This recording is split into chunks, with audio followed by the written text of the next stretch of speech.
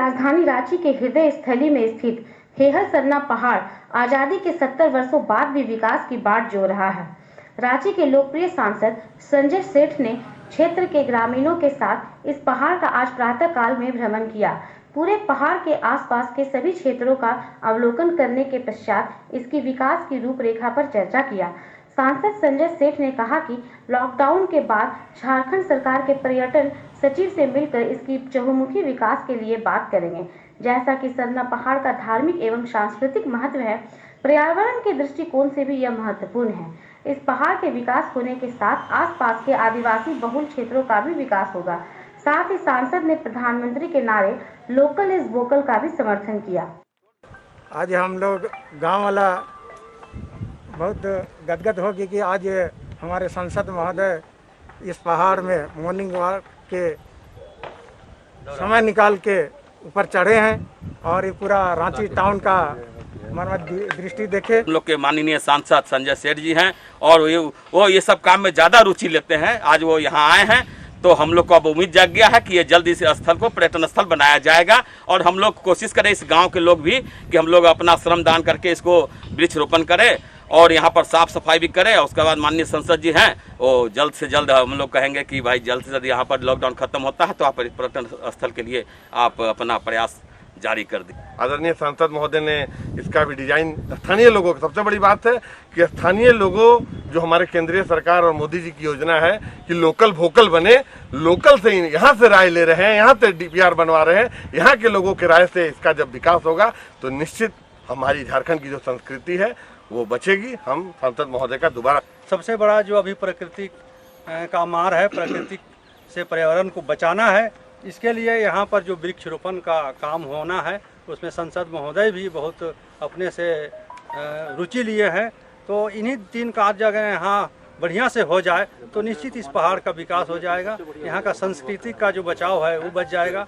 एक दिन ऐसे ही इस क्षेत्र के ग्रामीणों द्वारा सांसद महोदय जी से आग्रह किया गया कि भाई एक दिन आप आइए और इस हम लोगों की धरोहर को बचाने की दिशा में आप कुछ कार्रवाई करें और पहाड़ में विकास कैसे करना है इसके बारे में जानकारी जायजा लेने के लिए हम लोग पहाड़ के ऊपर में आए हैं।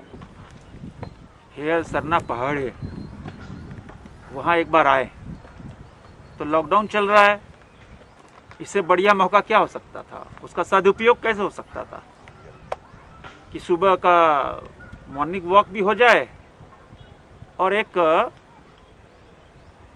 डेवलपमेंट के लेकर एक रेखा भी खींचे। और अभी कुछ दिन पहले ही माननीय प्रधानमंत्री जी ने देश को आग्रह किया कि लोकल को वोकल करना, तो आज हम सोच रहे हैं इसी से शुरुआत हो जाए। बिल्कुल, क्योंकि यह पहाड़ जो है एक बहुत बड़ा पर्यटन का केंद्र बन सकता है और सैकड़ों लोगों को यहाँ रोजगार मिल सकता है। जल्दी से जल्दी बढ़िया सरना स्थल बन जाए, मंदिर बन जाए। और हमने देखा अभी यहाँ की राष्ट्रीय ध्वज का भी दंड लगा हुआ है। यहाँ राष्ट्रीय ध्वज भी फहराया जाता है प्रत्येक वर्ष यहाँ पर, प्रत्येक वर्ष 15 अगस्त 26 जनवरी को। तो अब हम ये प्लान कर रहे हैं कि 15 अगस्त से यहाँ बड़ा ध्वज 24 घंटा 365 दिन फहरे, ताकि बड़ा अच्छा दृश्य पूरे रांची से ध्वज दिखाई देगा। ध्वज फहरे तो यहाँ बिजली की व्यवस्था करनी है, वो सब करेंगे। पर्यटन विभाग के लोगों को बुलाकर, पर्यटन सचिव को बुलाकर इस पे योजना हम सब बनाएंगे।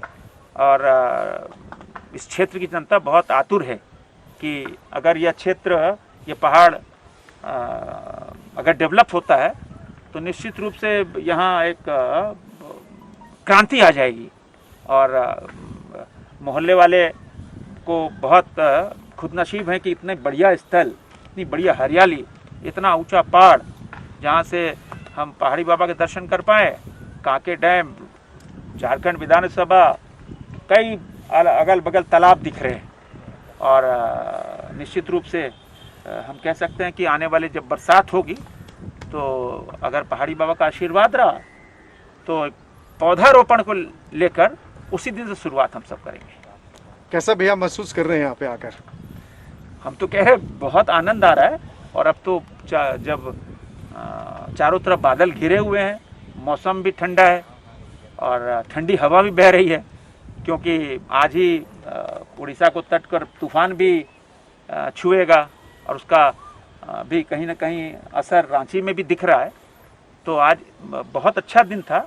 हम सब सुबह शुरुआत हम सब क्वारंटाइन सेंटर गए, वहाँ पर अपने माननीय संजय जायसवाल जी, ललित ओझा जी, सुवेश पांडे जी, रवि सिंह जी, सारे लोग वहाँ गए। वहाँ जाकर क्वारंटाइन सेंटर पर हम सब ये सब जो हमारे देवतुल्य कार्यकर्ता हैं, जहाँ क्वारंटाइन सेंटर पर सेवा कर रहे हैं, सुबह सुबह जाकर सभी जगह सब कुछ पहुंचाना, फल पहुंचाना, डबल रोटी पहुंचाना, अनाज पहुंचाना, पानी पहुंचाना, दिन में हाईवेज पे सेवा करना, दिन में गरीबों के पेट में अन्न डालना, और वैसे में यहाँ आना निश्चित रूप से बहुत अच्छा महसूस हो रहा है। हम अपने देवतुल्य कार्यकर्ताओं को और हम सबसे पहले देवतुल्य यहाँ के जितने स्थानीय नागरिक हैं उनको धन्यवाद देना चाहेंगे कि उन्होंने मेरे को आमंत्रित किया और एक बहुत खुशनुमा यहाँ माहौल, बहुत अच्छा माहौल लग रहा है। आशा है कि आने वाले दिनों में रांची के लोगों को एक बढ़िया पर्यटन स्थल मिलेगा।